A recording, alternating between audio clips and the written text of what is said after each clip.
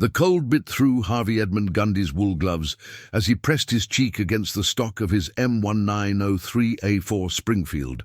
Through the Weaver 330C scope, magnified 4 times, he could see the German officer 200 yards down the snow-covered slope, directing a squad of Volksgrenadiers toward the American positions dug into the frozen earth east of Krinkelt.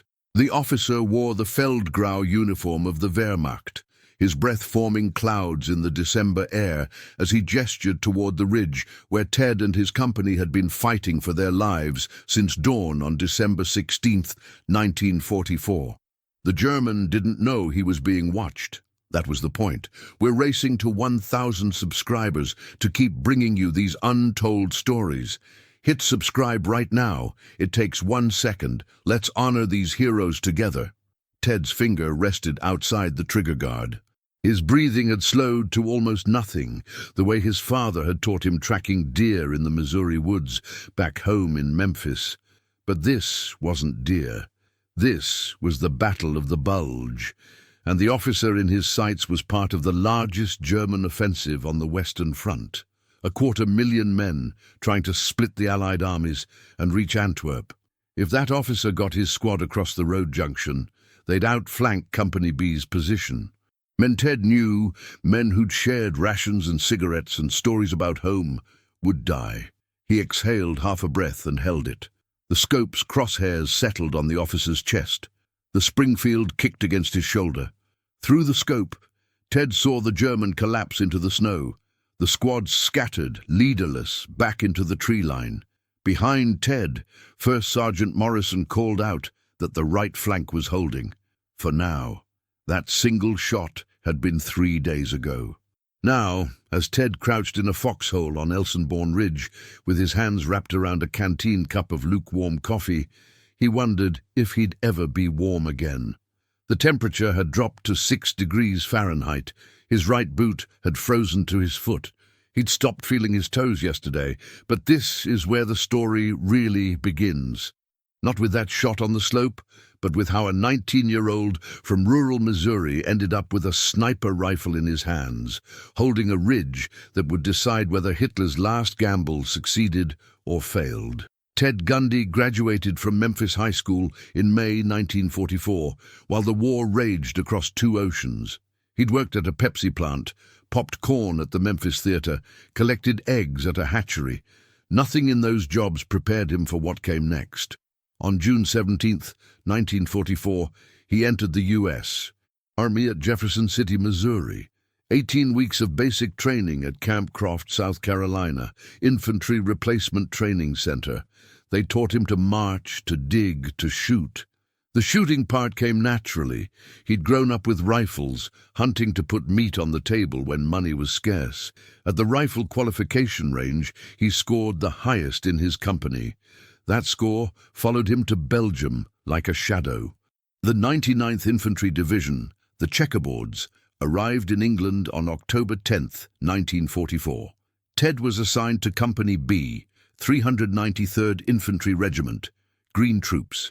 Replacement soldiers filling the ranks emptied by casualties in France and Holland. They crossed the Channel to Le Havre on November 3rd and moved by truck convoy northeast through France into Belgium, headed for the Ardennes forest. The men joked nervously. They sang songs.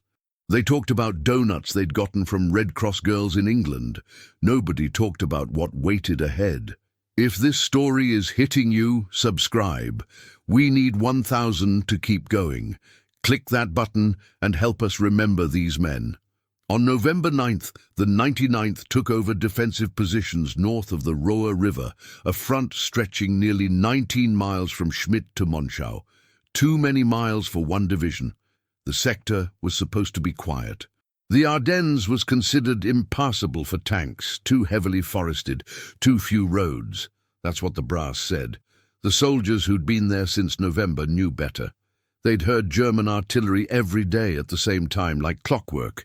They'd seen the concrete pillboxes of the Siegfried Line across no man's land, the Dragon's Teeth tank obstacles, the barbed wire rolled thick enough to stop a battalion. Ted's first night in Belgium, they quartered in an old castle near Aubel. The sergeant told them Napoleon's army had slept on the same stone floors. Ted would have traded all the history in Europe for one wool blanket that night. He shivered until dawn, listening to the distant rumble of artillery to the east. When he joined Company B at their forward position in early December, his platoon sergeant took one look at his rifle qualification scores and handed him a Springfield M1903A4 with a scope. The rifle was manufactured in 1943. 30.06 caliber, bolt action, 5-round internal magazine. It had seen action before him. There were scratches in the wood stock and fouling in the barrel that took him an hour to clean. The Weaver scope was slightly off-center. He zeroed it at 300 yards, adjusting for wind by watching smoke drift from a destroyed German half-track. "You're our sniper now," the sergeant said. "Keep your head down and make your shots count." That was all the training Ted Gundy got. His first mission was reconnaissance patrol into the Siegfried Line on December 13th. 6 men crawling through snow-covered forest, looking for German positions. They found them. Concrete bunkers with embrasures facing west, machine gun nests covered by logs and camouflage netting, communication trenches connecting defensive positions in depth. The Germans saw them first. Mortar rounds started dropping. The patrol ran. Private Johnson took shrapnel in his leg. Ted and another soldier dragged him back to their lines, Johnson screaming the whole way.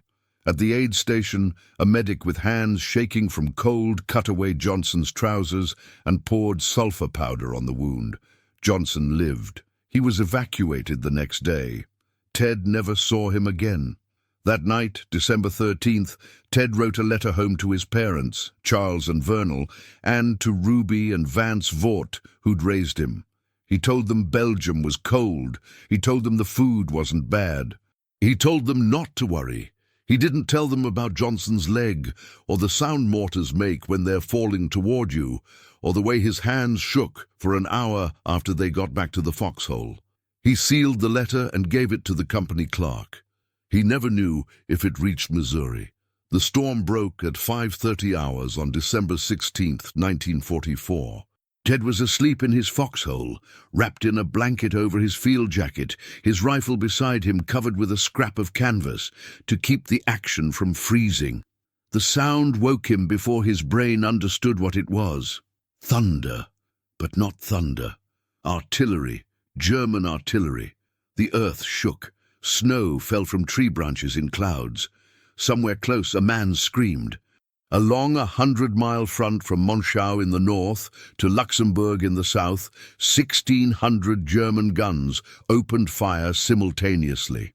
For 90 minutes they hammered American positions, targeting command posts, communication centers, ammunition dumps, assembly areas.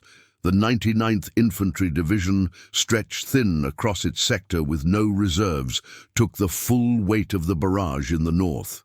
Ted rolled out of his foxhole and pressed himself flat against the frozen ground as shells screamed overhead. Some hit close. The concussion slapped his chest. Dirt and snow and shrapnel rained down. A tree trunk 20 yards away exploded into splinters. He couldn't hear anything but the roar. His ears rang. His nose bled. He tasted copper and cordite. At 0700 hours, the barrage lifted. In the sudden silence, Ted heard his own breathing, ragged and fast. Then he heard something else. Voices shouting in German, motors grinding, tank tracks clanking on frozen ground. The 227th Volksgrenadier Division and elements of the 12th SS Panzer Division had begun their assault on the 99th's positions. Company B held a section of line east of the twin villages of Krinkelt and Rocherath, key objectives for the German advance. The villages sat on the road network leading to Elsenborn Ridge, high ground that controlled access to the roads west toward the Meuse River. If the Germans took Elsenborn Ridge, the entire northern shoulder of their offensive would roll forward unimpeded. The 6th Panzer Army, Hitler's best armored units, the elite Waffen-SS, would have a clear path to Antwerp. The 99th Infantry Division, inexperienced and outnumbered 5-1, was all that stood in their way. Through the morning fog and smoke, Ted saw them coming. German infantry in white winter camouflage emerging from the tree line 300 yards down the slope. Dozens of them, maybe 100. Behind them, the squat silhouettes of self-propelled guns. The Volksgrenadiers advanced in a skirmish line, weapons at the ready, moving with the confidence of soldiers who believed they'd already won. Company B opened fire. M1 Garand's cracked. Machine guns chattered, mortars thumped. The Germans went down in clumps, but more kept coming. They returned fire. Bullets snapped through the air. Ted heard them hitting trees, hitting dirt, hitting flesh. A soldier, 2 foxholes over, took a round through the neck. He made a wet, choking sound and collapsed. Ted worked the Springfield's bolt, chambering a round. He found a target through the scope, a German NCO directing fire from behind a blown-out tree stump. The scope's reticle settled on the man's head. Ted squeezed the trigger. The rifle bucked. The German dropped. Ted worked the bolt, ejecting the spent cartridge, chambering another. He found another target, another squeeze. Another German down. He fell into a rhythm. Breathe, aim, squeeze, work the bolt, find the next target. His world narrowed to what he could see through the 4-power scope. The battle raged for hours. The Germans came in waves. Each wave broke against the American defensive fire. Bodies piled in the snow. The smell of blood and cordite and burned propellant filled the air. Smoke from fires and exploding ammunition drifted across the battlefield. Through it all, Ted kept shooting. His shoulder ached from the rifle's recoil. His hands cramped from the cold. His eyes watered from staring through the scope. He didn't stop. By noon, the Germans pulled back. The slope in front of Company B's position was carpeted with their dead and wounded. Medics from both sides moved among them, and for a brief time the shooting stopped. Ted slumped in his foxhole. His canteen was frozen solid.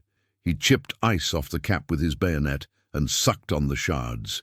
Someone passed around a can of cold beans. Ted ate with his fingers. The beans tasted like metal. The first sergeant came by to check casualties. 12 killed, 23 wounded, 3 missing. The sergeant's face was grey with exhaustion and something else. Fear, maybe.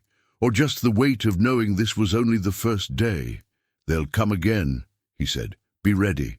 The pattern repeated over the next 2 days. German attacks at dawn, sometimes at midday, always at dusk.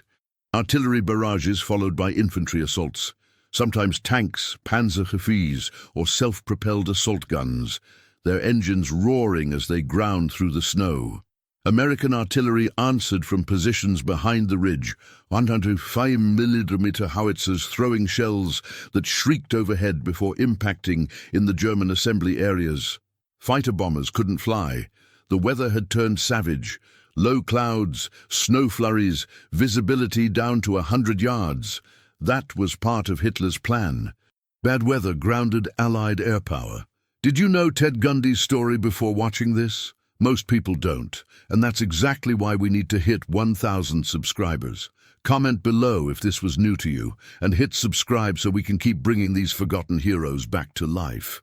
The 99th fought without air support. They fought with what they had: rifles, machine guns, mortars, bazookas, determination. They held because they had nowhere to go and because the men on either side of them were holding too. Ted learned things in those 2 days that no training could teach. He learned to identify the sound of German MG-42 machine guns, the buzzsaw rip that meant death if you were caught in the open. He learned that when a tank's gun tube swung toward you, you had maybe 3 seconds to get deep into your hole before the shell arrived.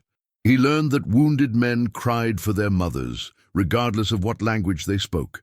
He learned that the Springfield's accuracy meant nothing if your hands shook too much to hold the rifle steady, so he forced his hands not to shake, even when every instinct screamed to run.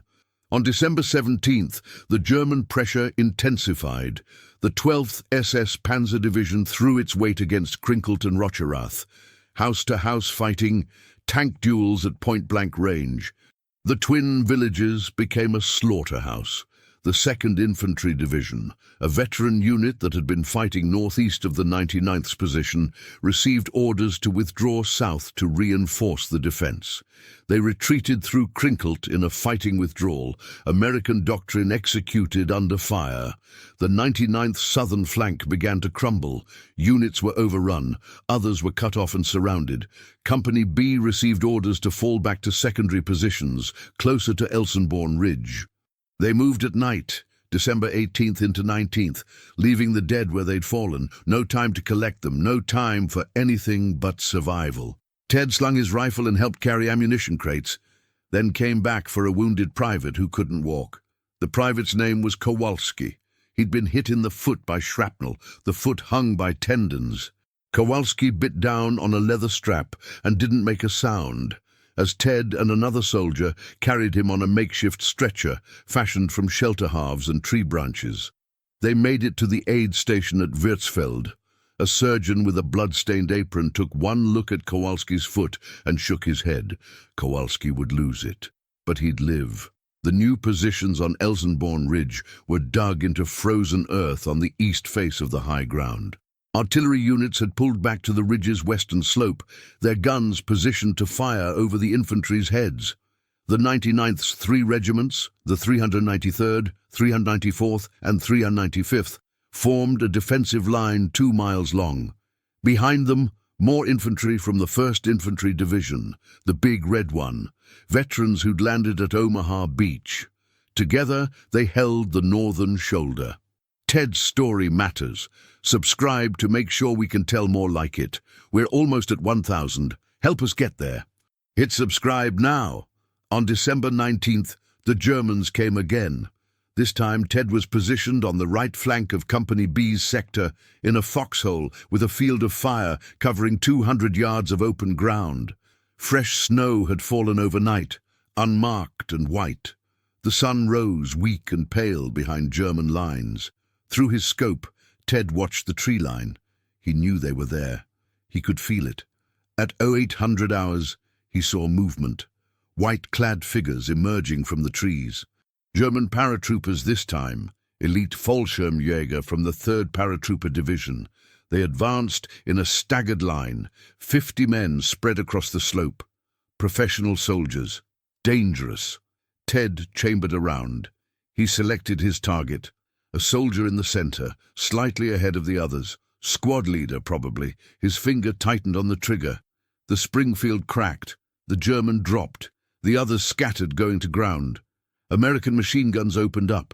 The Germans returned fire, but their advance had stalled. For 3 hours, the battle raged. The Germans probed for weak points. They called in mortar fire that walked across the ridge, each explosion throwing up geysers of snow and dirt. Men died. Foxholes took direct hits. The screaming never stopped. Ted kept shooting. He'd lost count of his targets. Every time he looked through the scope, he found another German soldier. Some fell. Some took cover. Some kept coming. One got within 50 yards before Ted's bullet punched through his chest. By noon, the German attack faltered. American artillery had found their assembly areas. The big guns on the western slope fired mission after mission, shells screaming overhead to impact in the forest where German reserves waited. The paratroopers, who'd made it close to the American lines, couldn't go forward and couldn't retreat.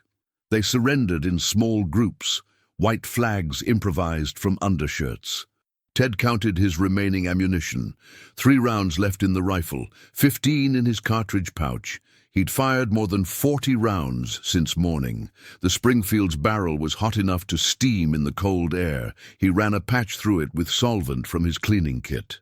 The patch came out black. That afternoon, Captain Morrison gathered what remained of Company B for a briefing.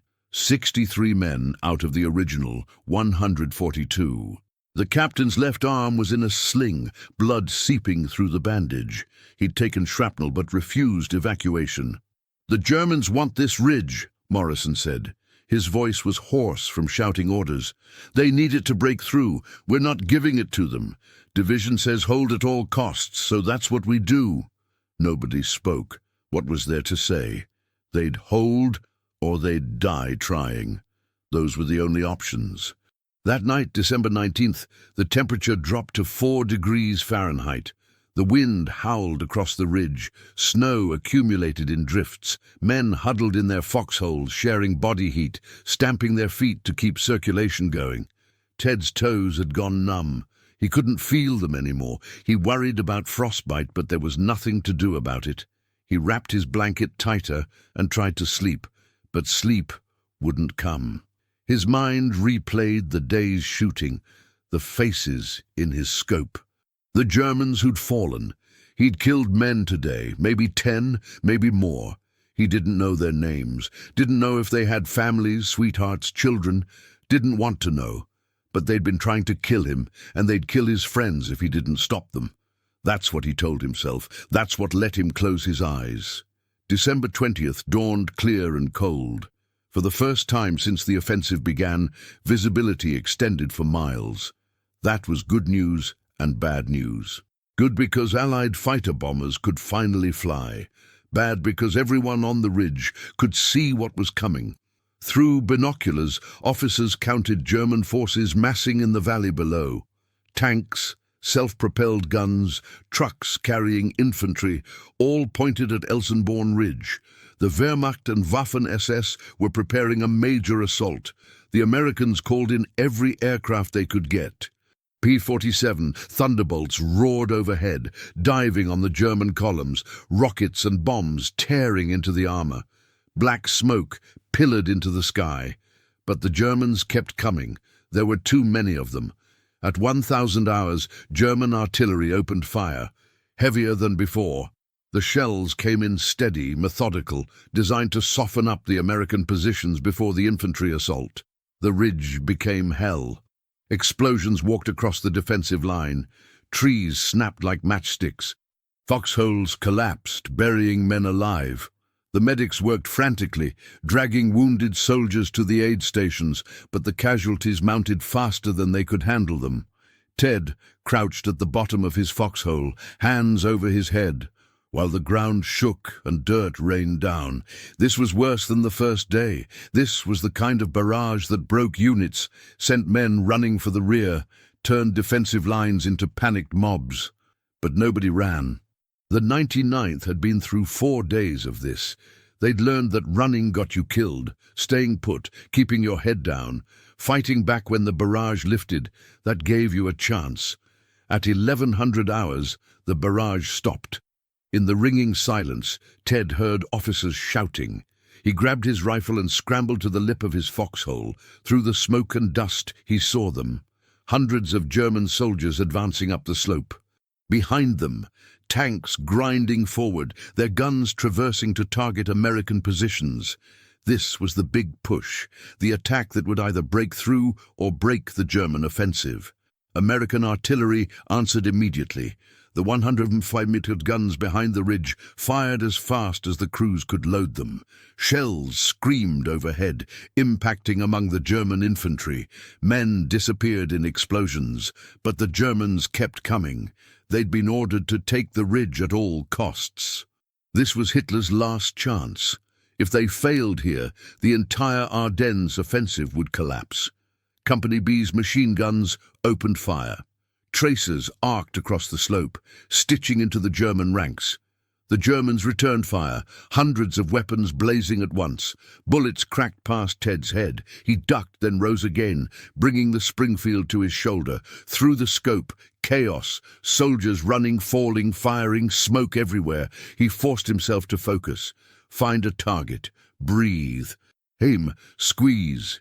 A German officer waving his men forward. The crosshairs settled on him. Ted fired. The officer spun and went down, worked the bolt. Another target. A machine gunner setting up his weapon. Ted fired. The machine gunner collapsed over his gun. Work the bolt. Another target. An NCO dragging a wounded soldier. Ted hesitated. The NCO saw him, raised his rifle. Ted fired first. The NCO fell. The battle consumed the next 2 hours. The Germans reached within 100 yards of the American lines. Close enough to throw grenades, close enough to see faces. American rifles and machine guns cut them down at point-blank range. Tanks tried to support the infantry, but were met by concentrated bazooka fire. One Panzer IV burst into flames, its crew bailing out, only to be shot as they ran. Another tank threw a track on the frozen ground and sat immobile, while artillery pounded it into scrap. By 1300 hours, the German attack had spent itself. The slope before Elsenborn Ridge was covered with their dead and dying. The snow had turned red. Smoke from burning vehicles and exploding ammunition obscured the battlefield. The Germans, who could still move, retreated back into the forest. They left hundreds behind. American casualties were heavy too. Company B had lost another 20 men killed or wounded. The survivors looked like ghosts, faces black with powder smoke, eyes hollow with exhaustion. Ted's hands shook so badly he couldn't load his rifle. He dropped a cartridge in the snow and had to dig for it with numb fingers. When he finally got the rifle loaded, he just sat in his foxhole, staring at nothing. A private from another platoon crawled over. His name was Miller. He'd been a farmer in Iowa before the war. "You okay?" Miller asked. Ted nodded. He wasn't okay. None of them were okay. But they were alive, and that would have to be enough. "They're saying we stopped them," Miller said. "The whole German push, right here. We stopped them." Ted looked down the slope at the bodies, at the burning tanks, at the snow stained with blood. They'd stopped them, yes, for now. But at what cost? That night, medics moved through the positions, treating frostbite and minor wounds, evacuating the serious cases. One medic checked Ted's feet. The boots had frozen solid. The medic cut the laces with a knife and pried the boots off. Ted's feet were white and swollen. The medic rubbed them with his hands, trying to restore circulation. Pain shot up Ted's legs like fire. He bit his lip to keep from crying out. "Frostbite," the medic said.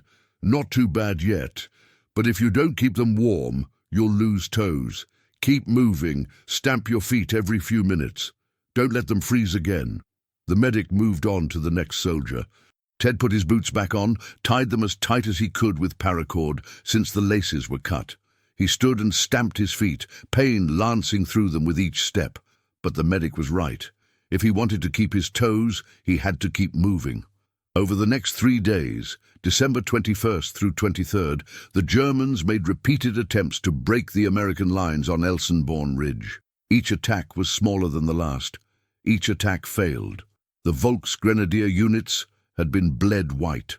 The SS Panzer divisions had lost most of their armor.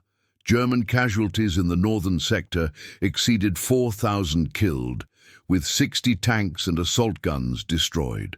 The 99th Infantry Division had lost 20% of its strength, but it held.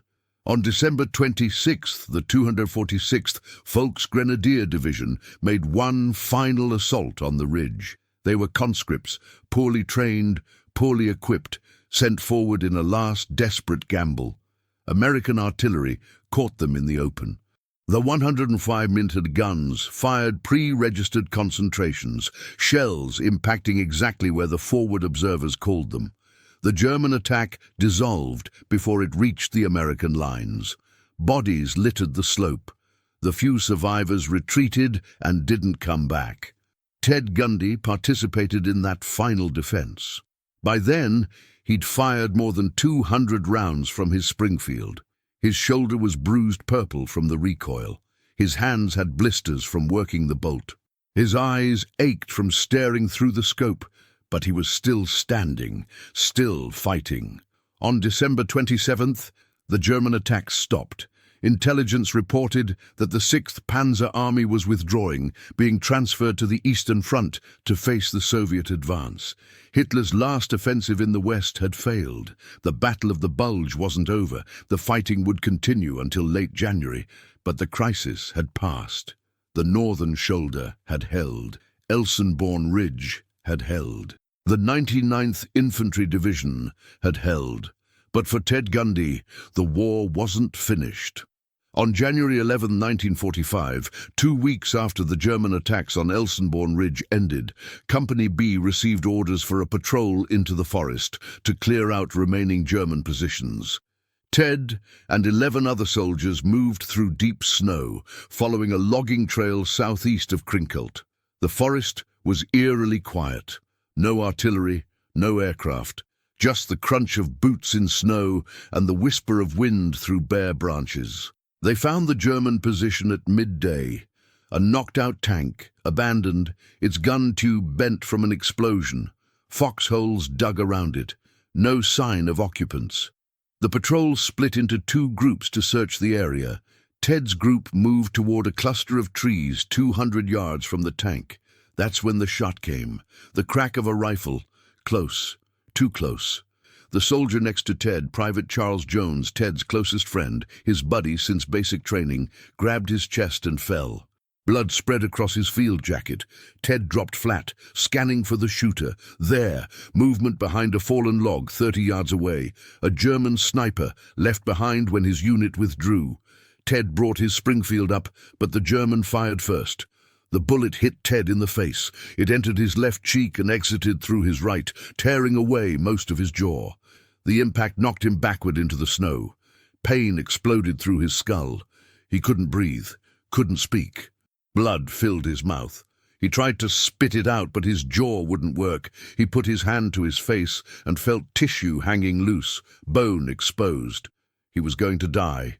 He knew it with absolute certainty. You couldn't survive a wound like this. Not here, not in the middle of a frozen forest, miles from help. But Charles Jones, bleeding from his own chest wound, crawled to Ted's side. He pulled out a compress and pressed it against Ted's face, trying to stop the bleeding. He called for a medic, his voice faint and weak. The rest of the patrol had engaged the German sniper. Gunfire crackled, then silence. A medic arrived, running through the snow. He took one look at Ted's wound and went pale, but he didn't hesitate. He poured sulfadazine powder over the exposed tissue, packed the wound with gauze, wrapped Ted's head with a field dressing.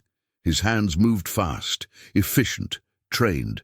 He gave Ted a morphine syringe, jabbing the needle into his thigh. The pain began to recede into a distant fog. "Stay with me," the medic said. "You're going to be okay. Stay with me." A jeep arrived. How it got there, Ted didn't know, didn't care. They loaded him onto a stretcher, loaded Charles Jones onto another stretcher. Jones was alive, but barely. The medic said the bullet had punctured his lung. The jeep bounced and jolted over the rough trail. Each bump sent fresh agony through Ted's face. He passed in and out of consciousness. At some point, he heard the medic say that the rest of their unit was dead, killed in the ambush. Only Ted and Jones had survived. They reached the aid station at Würzfeld. Surgeons worked on both of them. Ted felt hands on his face, instruments probing, the sting of sutures. Voices talked above him in medical jargon he didn't understand. Someone said his tongue was intact. That was good. Someone else said he'd need reconstructive surgery. Multiple surgeries, years of them. That was bad. But he was alive. Against all odds, he was alive. Harvey Edmund Gundy's war ended on March 15, 1945, 2 months after he was shot. He was evacuated to a field hospital, then to a larger hospital in Paris, then to England, finally to the United States. He spent months in recovery. The surgeons did what they could with his jaw. He would carry the scars for the rest of his life, but he could eat. He could speak, though his voice was different now, slurred by the damage to his face. He could live. The army awarded him the Purple Heart and the Bronze Star. The citation said he had distinguished himself in action against the enemy. They didn't say how many Germans he'd killed on that ridge. He didn't tell anyone either. That wasn't something you bragged about. On November 28, 1945, Ted married Martha Ellen Fetters in St. Louis. They built a life together in Memphis, Missouri, raised 5 children. Ted worked as a mail carrier for 33 years. He joined the VFW and served on the military honors detail, attending funerals for fellow veterans, wearing his uniform, rendering final salutes. He rarely talked about the war. What was there to say? The men who'd been there knew. The ones who hadn't never would.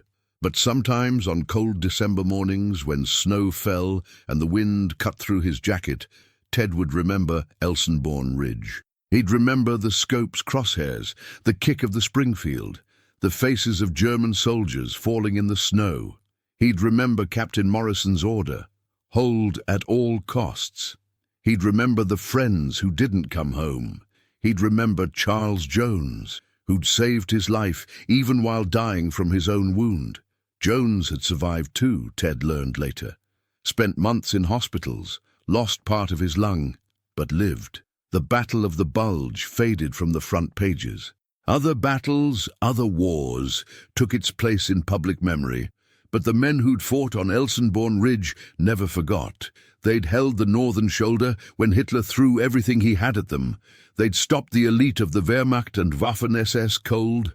The 99th Infantry Division, inexperienced and outnumbered, had written one of the most decisive chapters of the entire war.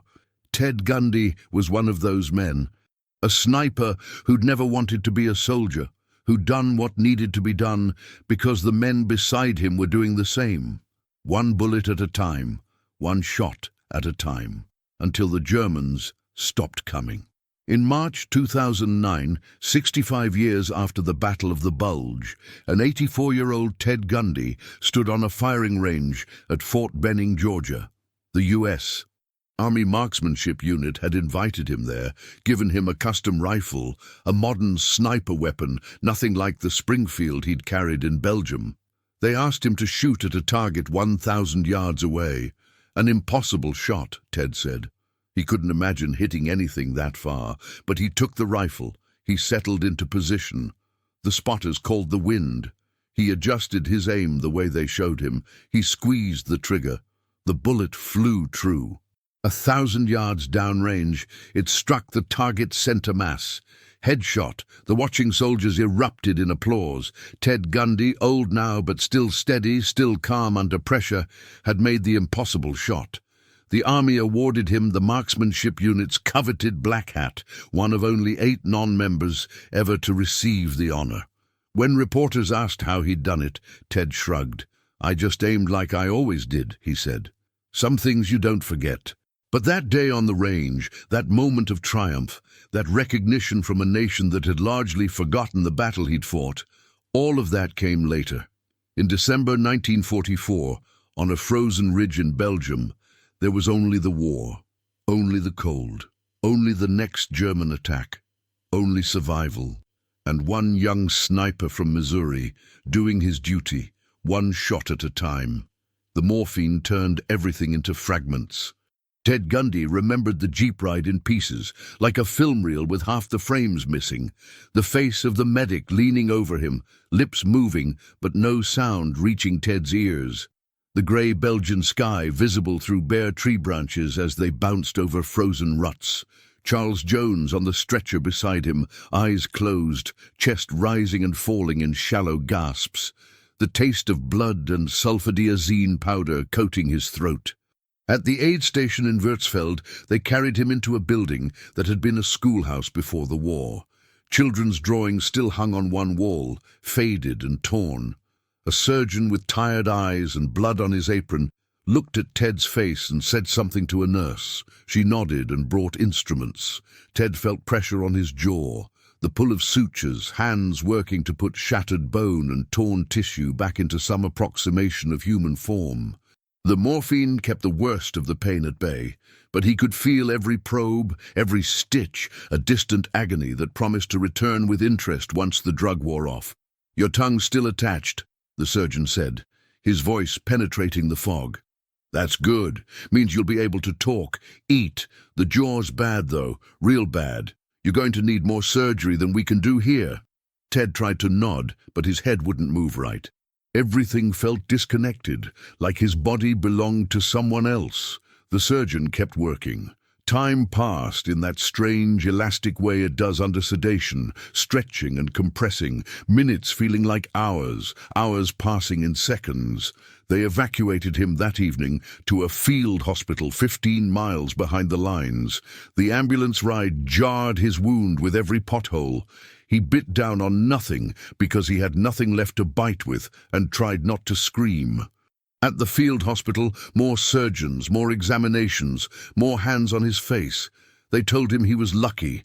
The bullet had missed his carotid artery by inches.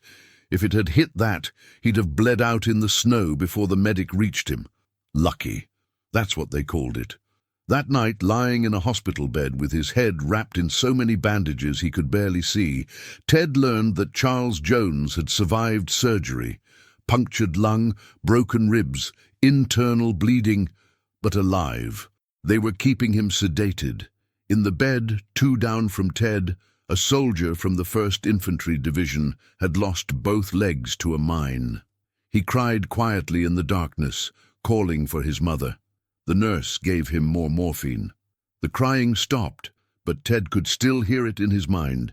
He closed his eyes and saw the German sniper behind the fallen log, saw the muzzle flash, felt the bullet's impact. In the replay, everything moved slowly, giving him time to duck, time to return fire, time to save Jones and himself and the rest of the patrol. But it was just fantasy. In reality, he'd had no time. The sniper had seen them first, fired first, won. That was the nature of the work. You were the hunter until suddenly you were the prey. They moved Ted to Paris on January 15th, 1945. The 99th Infantry Division was still fighting, patrolling the Ardennes, preparing for the push into Germany. But Ted was done. His war had ended in that forest outside Krinkelt. The hospital in Paris occupied a converted hotel near the Champs-Élysées. From his window, he could see Parisians going about their lives, liberated now for 5 months, trying to return to normal. Women in coats walking arm in arm, men in cafes reading newspapers, children playing in the street. The war felt distant here, an abstraction, not the immediate hell it had been on Elsenborn Ridge. The surgeons in Paris were better than the field hospital doctors. They had time, equipment, expertise. Over 3 weeks, they performed 2 surgeries on Ted's jaw, reconstructing what the bullet had destroyed, wiring bones together, grafting tissue. The pain was worse than anything he'd experienced on the ridge. Morphine helped, but never completely erased it. He lost 20 pounds. Eating was torture. They fed him through a tube at first, then soft foods that turned to mush in his ruined mouth. Applesauce, broth, mashed potatoes, everything tasted like copper and infection. Between surgeries, he lay in bed and thought about the men still fighting. Company B had been refitted with replacements after Elsenborn Ridge. They'd crossed the Rhine at Remagen in March, pushed into Germany, fought through the Ruhr. He'd heard the 99th was among the first divisions to cross the famous bridge. Captain Morrison had been killed in February, someone told him. A sniper, just like Ted had been. The war ate everyone eventually. In late February, they shipped him to England. The hospital at Southampton specialized in facial reconstruction. He spent another month there. Another surgery, more pain, more morphine, more lying in bed while the world went on without him. The doctors said he'd done well, considering. The jaw would never be perfect. His face would always carry the scars. His speech would always be affected, but he'd have a functional mouth. He'd be able to live something approaching a normal life. They sent him home to the United States in March 1945. A troop ship crossing the Atlantic, packed with wounded soldiers returning to a country that had moved on from daily thoughts of war. The newspapers were full of victories now. The Germans were collapsing. The Pacific War was grinding toward its conclusion. Everyone said it would be over soon, maybe by summer, maybe by fall. Ted stood on the deck one evening and watched the sun set over the Atlantic, the same ocean he'd crossed in June 1944. Young and scared and convinced he was going to die in Europe. He'd been right about the dying part, in a way. The 19-year-old kid from Memphis who'd popped corn at the movie theater and worked at the Pepsi plant. That kid had died on Elsenborn Ridge. The man coming home was different, harder, older in ways that had nothing to do with years. He touched the bandages on his face and wondered what Martha Ellen Fetters would think when she saw him. They'd been writing since he shipped overseas. Sweet letters about home, about the future, about the life they might build together when the war ended. He'd written her from the hospital in England, trying to prepare her. The wound is healing, he'd written. The doctors say I'll be fine. But he hadn't told her about the nightmares, about waking up in the dark, convinced German soldiers were storming his foxhole, about the phantom pain in his jaw that felt like the bullet hitting over and over. Some things you couldn't write in letters. Harvey Edmund Gundy returned to Memphis, Missouri on April 12, 1945. His mother, Ruby, met him at the train station. She took one look at his face and started crying. Not from shock at the scars, though they were bad, the right side of his face reconstructed, the skin grafts still pink and raw. She cried because he was alive, because he'd come home when so many hadn't. "My boy," she said, holding him carefully, aware of his wounds. "My boy." He stayed with his parents for 2 weeks while the army processed his discharge. Honorable discharge, Purple Heart, Bronze Star, medical retirement. They gave him a small pension for the disability. Enough to get by if he was careful. He spent those 2 weeks walking the streets of Memphis, reacquainting himself with civilian life. The town hadn't changed, same houses, same stores, same faces, but everything felt smaller now, less real than the war. He'd go to the barber shop and hear men complaining about rationing, about the difficulty of getting tires or coffee or cigarettes. And he'd think about soldiers on Elsenborn Ridge eating frozen K-rations in foxholes, and the complaints seemed trivial. But he didn't say that. You couldn't explain the war to people who hadn't been there. They'd nod and say they understood, but they didn't. They couldn't. The gap between what he'd seen and what they could imagine was too wide to bridge with words. Martha Ellen came to see him on April 20th. She knocked on his parents' door in the afternoon, wearing a blue dress, her hair pinned up the way women wore it during the war. Ted opened the door and stood there, suddenly self-conscious about his face, about the scars that would never fully fade. She looked at him for a long moment. Then she smiled. Not a pitying smile, not a horrified smile, just a smile. "Hello, Ted," she said. "Hello, Martha," he said. His voice was different now, slurred by the jaw reconstruction, but she didn't flinch. "You're home," she said. "I'm home." They sat on the porch and talked for hours. She told him about her job at the factory, about her family, about the town gossip. He told her what he could about Europe, about Belgium, about the cold. He didn't tell her about the killing, didn't tell her about the German faces in his scope. That was his burden to carry, not hers. When the sun set, she stood to leave. At the door, she turned back. "I meant what I said in my letters," she said. "About the future. About us. If you still want that." Ted looked at her and saw his salvation. A chance to be something other than a soldier. A chance to build instead of destroy. A chance to live. "I do," he said. "I want that." They were married on November 28, 1945, 8 months after he came home, at St. John's Catholic Church in Memphis. A small ceremony, family and close friends. Charles Jones attended, leaning on a cane, still recovering from his lung wound. They'd kept in touch, written letters, bonded by what they'd survived together. Jones was Ted's best man. During the reception, they stepped outside for a moment. 2 young men who'd seen too much. "You think about it?" Jones asked. He didn't need to specify what it was. "Every day," Ted said. "Me too." They stood in silence, watching November clouds drift across the Missouri sky. Then they went back inside to the celebration, to the music and laughter, and the illusion that the war was behind them. Ted Gundy threw himself into civilian life with the same determination he'd brought to the Ridge. He needed to work, needed purpose, needed something to occupy his mind. Idle time meant thinking, and thinking meant remembering, and remembering led to dark places he'd rather not go. He got a job at the post office, delivering mail.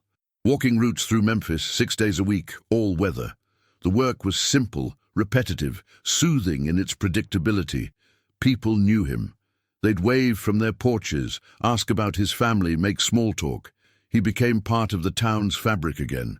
The mailman, not the soldier, not the sniper, just Ted Gundy, who brought the letters and packages. He and Martha Ellen had 5 children over the next decade: Mary Ann, Mike, Kevin, Michelle, and Mitch. The house filled with noise, with life, with a future that had nothing to do with war. He taught his sons to shoot, taking them hunting in the Missouri woods, passing on the skills his father had taught him. But he never told them what he'd used those skills for in Belgium. Never told them about the Springfield, about the scope, about the men who'd fallen when he squeezed the trigger. Some secrets you kept. The nightmares persisted. 2 or 3 times a month, sometimes more often, he'd wake in the dark, convinced he was back in the foxhole on Elsenborn Ridge. He'd hear the German artillery, feel the ground shaking, see the Volksgrenadiers coming through the snow. Martha Ellen learned to wake him gently, her hand on his shoulder, her voice soft. "Ted, you're home. You're safe." He'd surface from the dream, heart pounding, sheets soaked with sweat, and slowly remember where he was. Missouri, his bedroom. 1947, or 1953, or 1961. The war was over. He'd survived, but part of him was still on that ridge. Part of him always would be. He joined the VFW, Wallace W. Gillespie Post, 4958. The meetings gave him a place to be around other veterans, men who understood without needing explanations.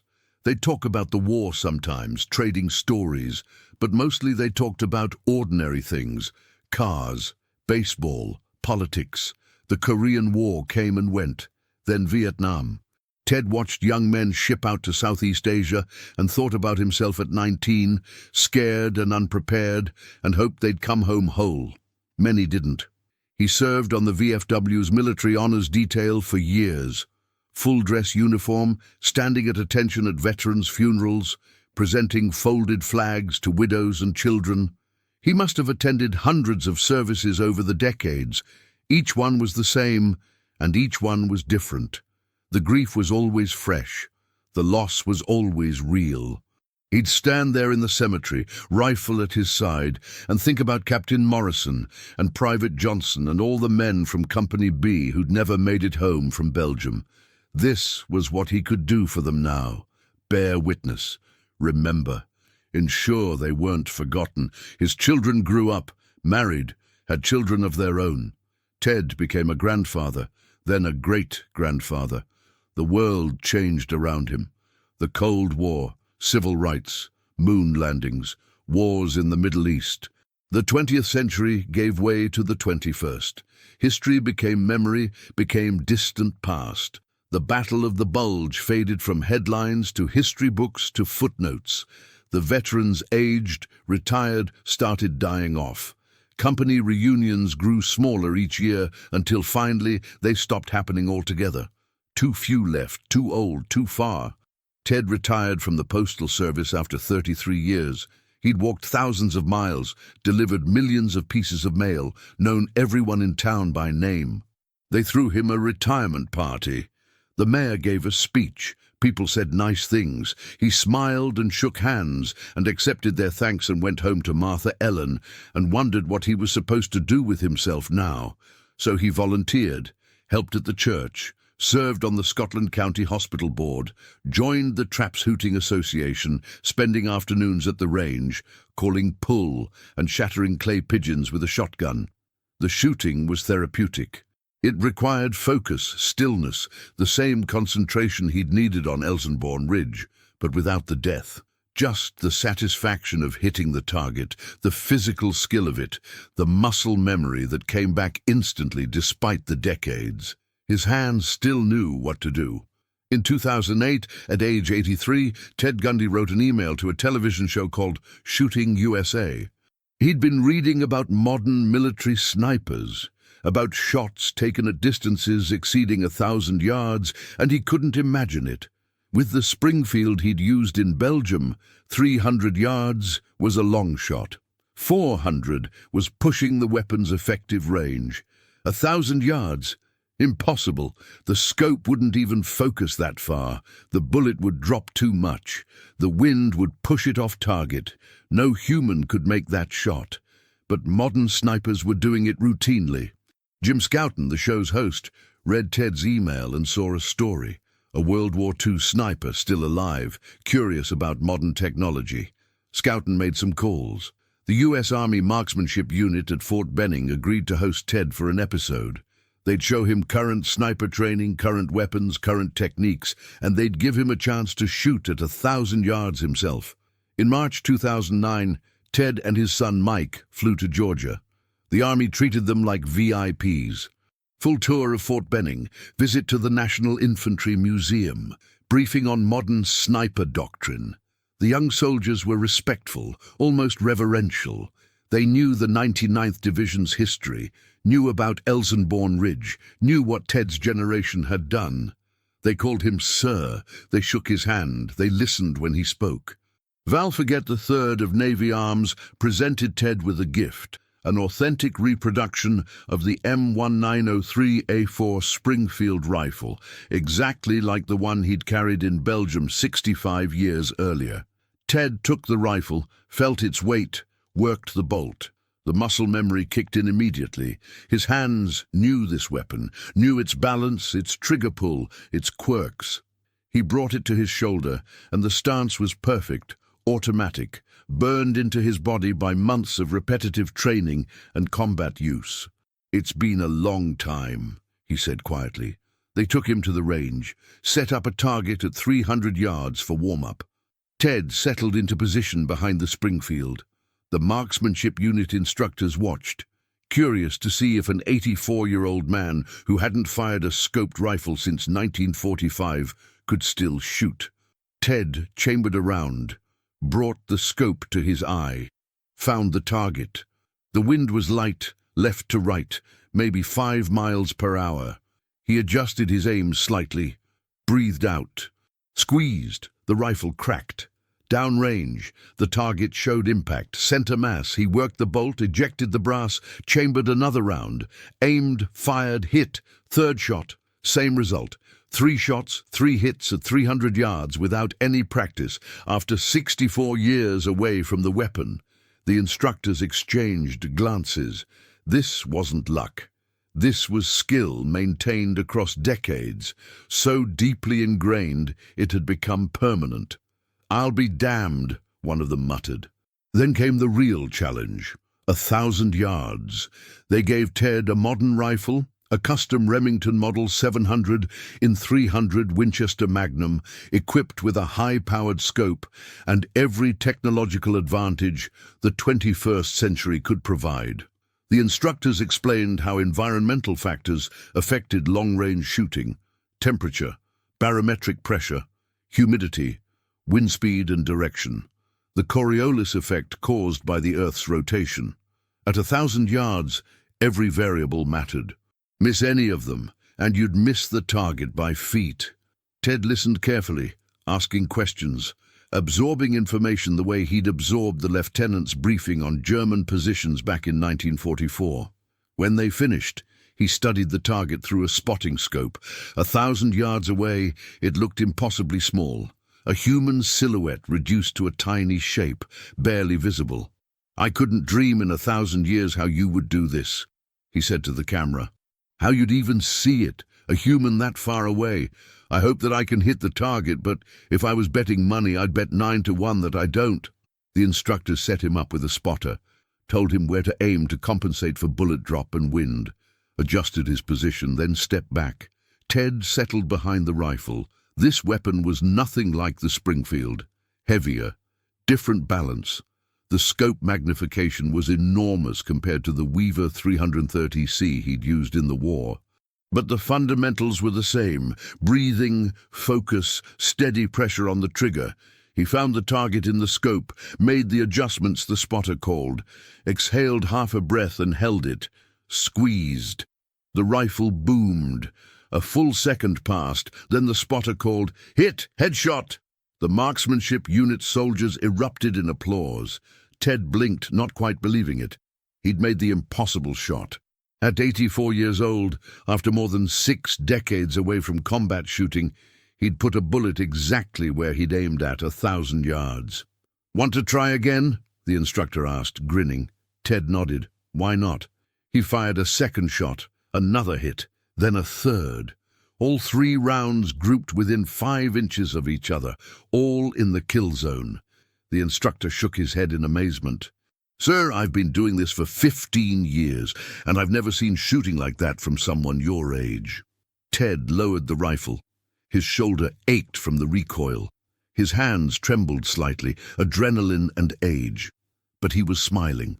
For the first time in decades, he felt connected to the soldier he'd been, not the nightmares, not the guilt, not the memories of dead Germans in the snow, just the pure skill, the craft of shooting, the satisfaction of hitting what you aimed at. "Some things you don't forget," he said. The Army Marksmanship Unit awarded him the coveted black hat, reserved for their elite members and a handful of exceptional outsiders. Only 8 non-members had ever received the honor. Ted put it on, and the young soldiers saluted him, and for a moment the years fell away. He was 19 again, standing on Elsenborn Ridge, rifle in hand, doing his duty. Then the moment passed. He was 84 again, an old man in Georgia, far from Belgium, far from the war. But he'd proven something to himself that day. The skills remained. The soldier he'd been was still there, buried under decades of civilian life, but never truly gone. Harvey Edmund Gundy died on October 12, 2015, at age 90, at the Scotland County Care Center in Memphis, Missouri. He was surrounded by his children and grandchildren and great-grandchildren, 4 generations descended from a man who'd come within inches of dying in a Belgian forest 70 years earlier. The funeral service was held at St. John's Catholic Church, the same church where he'd married Martha Ellen in 1945. The VFW Honor Guard performed the military honors, presenting the folded American flag to his family, firing the rifle salute. The same ceremony Ted had performed for hundreds of other veterans over the years. Now it was his turn to be honored. They buried him in Memphis Cemetery on a gray October afternoon. Leaves fell from the trees, red and gold and brown. The pastor said words about service and sacrifice and a life well lived. The children cried. The grandchildren stood solemn, not quite understanding what their grandfather had done, what he'd survived, what he'd carried inside him all those years. In his eulogy, Ted's son Mike told a story about a wooden leg his father had worn after later health issues, and how Ted would tell children in town that he kept a pet mouse inside it, about the candy he'd hand out on his mail route, making the neighborhood kids smile, about his quiet kindness, his dedication to family, his decades of service to the community. He was more than a soldier, Mike said. He was a father, a husband, a friend, a good man who did what needed to be done and then came home and lived a life of meaning. That was true, but it wasn't the whole truth. Ted Gundy was also the sniper on Elsenborn Ridge, the 19-year-old kid who'd been handed a rifle and told to keep his head down and make his shots count, who'd stared through a scope at German soldiers advancing through snow and made the hardest choice a man can make over and over until the Germans stopped coming, who'd helped hold a defensive line that shouldn't have held against an enemy that shouldn't have been stopped, in weather that shouldn't have been survivable. The 99th Infantry Division, outnumbered 5-1, had inflicted casualties on the Germans at a ratio of 18-1. They'd destroyed 60 tanks and self-propelled guns. They'd killed more than 4,000 enemy soldiers. They'd stopped the 6th Panzer Army dead in its tracks and broken the back of Hitler's last offensive in the West. Military historians would later call the defense of Elsenborn Ridge the most decisive action of the entire Battle of the Bulge, more important than the more famous stand at Bastogne, because it was in the north that the German plan actually failed. Ted Gundy was one piece of that defense. One man, one rifle, one set of skills put to terrible purpose. He'd never talked about the killing, never bragged about the shots he'd made, never gloried in what he'd done. The war had been a job that needed doing, nothing more. He'd done it. He'd survived it. He'd come home and built a life that honored the men who hadn't. In the last years of his life, when reporters would occasionally call asking about the war, about Elsenborn Ridge, about the famous 1,000-yard shot at Fort Benning, Ted's answers were always brief. He'd served with good men. They'd done their duty. He was glad to have come home. That was all he'd say, but in private, with other veterans, with the few survivors from Company B who remained, he'd sometimes talk about the cold, about the fear, about the weight of killing, even when it was necessary, even when it saved lives, even when there was no alternative. War did that to you, made you a killer. You could come home, build a family, live a normal life, but you never stopped being a killer. It was always there, part of your identity, a shadow you carried.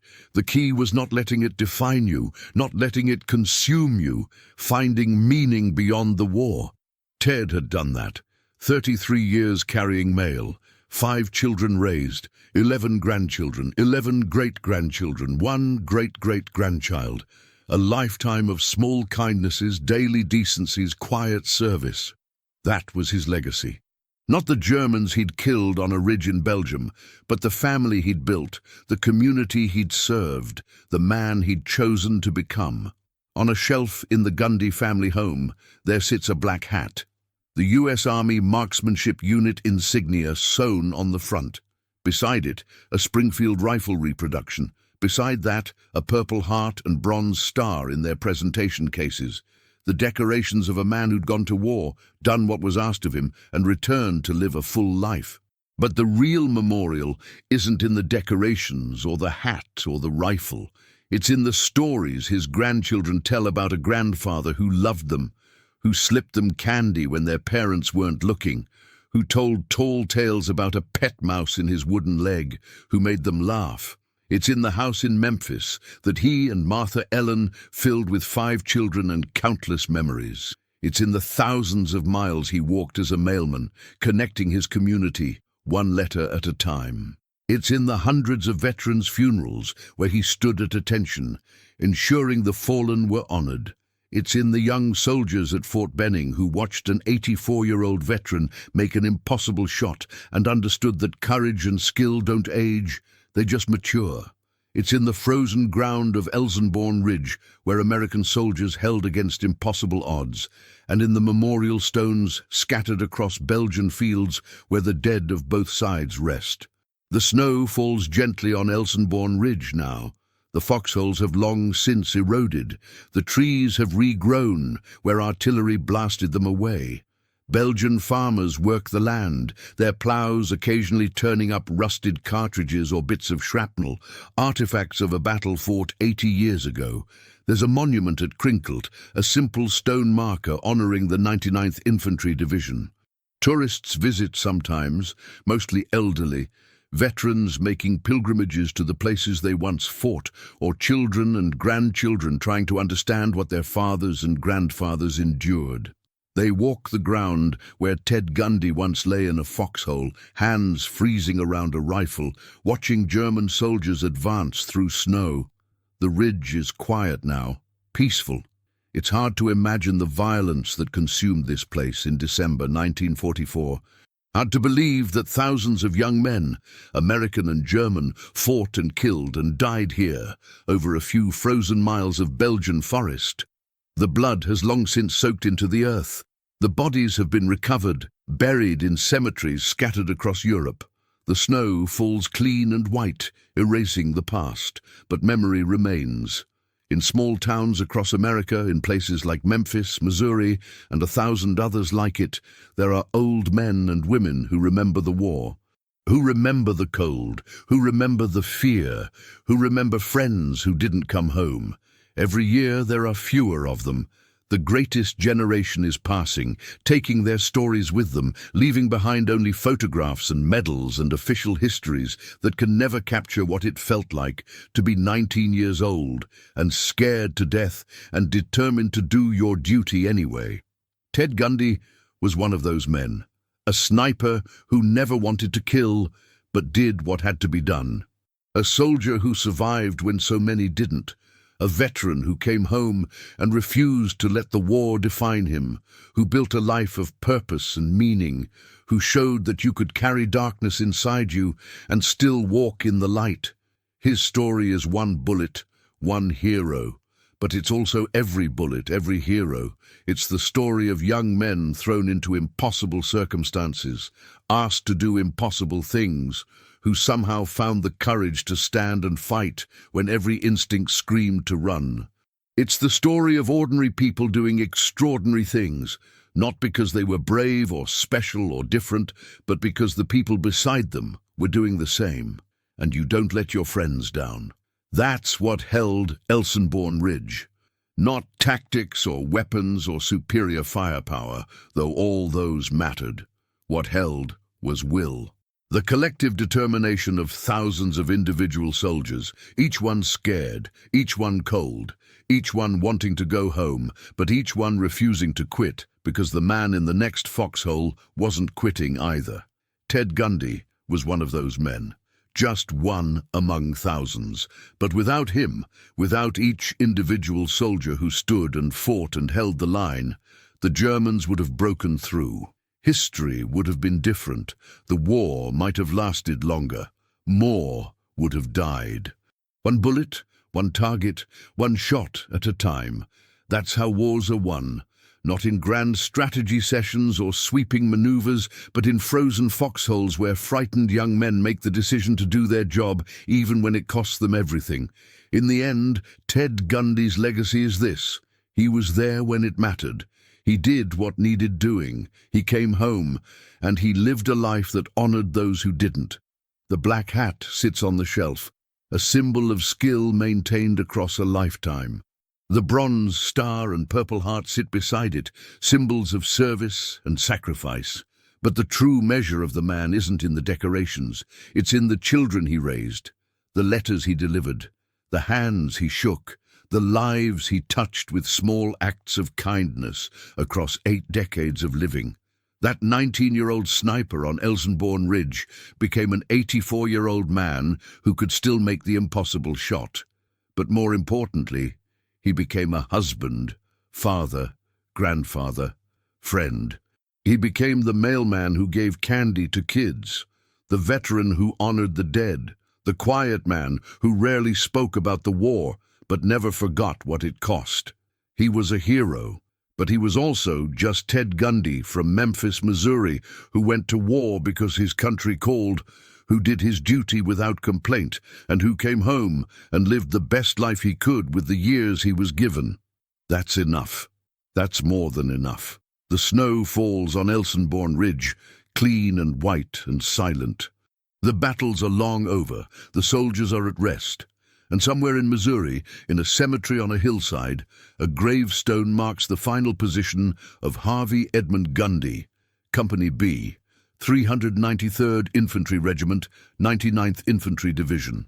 Sniper, veteran, American, one man, one life, one story among millions. But his story, like all their stories, matters because they stood, because they fought, because they held the line when the world needed them most.